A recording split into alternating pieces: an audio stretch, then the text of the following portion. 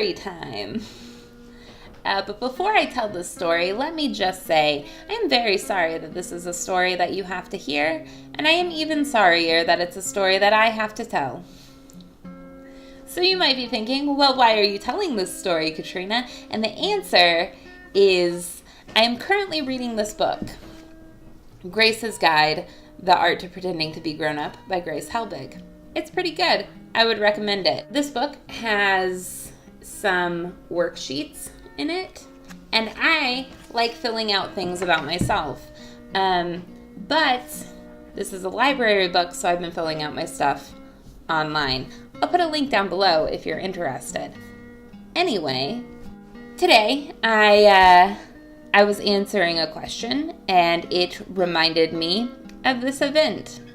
And now I'm going to tell it to you. Bum, bum, bum. I have worked many a job, and I have worked a lot of customer service positions in particular. I think one of the things about working a lot of customer service positions is you have a great deal of sympathy and empathy for people who are working that kind of position, and as a result, I don't like to inconvenience people. It makes me feel incredibly guilty. That brings us to a time when I really, not a little bit, but really inconvenienced a service industry employee.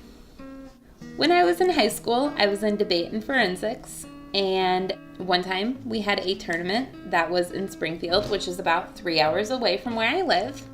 So it was an overnight trip, which means that even though I only had stuff to do the first day, I was stuck there the second day too.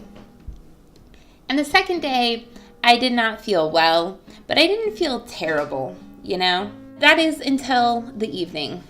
We went to a Chinese food buffet, and I was feeling pretty sick. So I got plain white rice.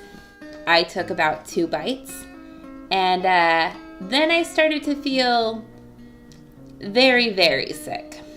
I excused myself from the table, and I walk kind of briskly towards the bathroom.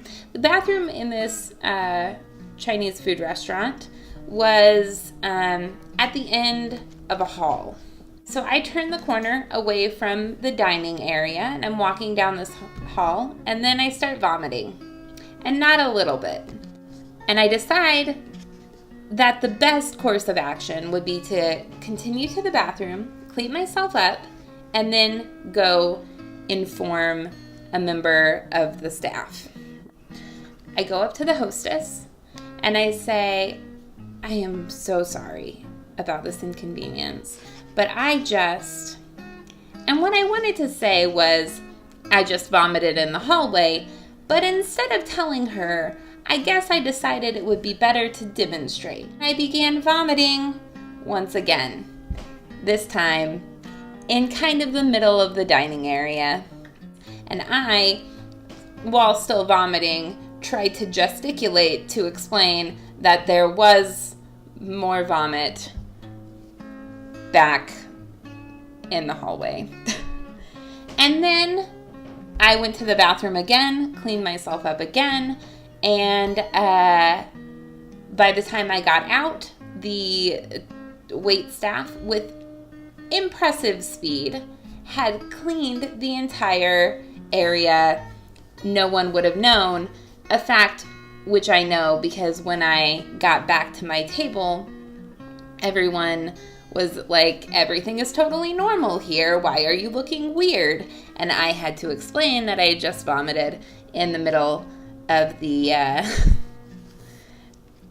dining area. All right, the end. Bye.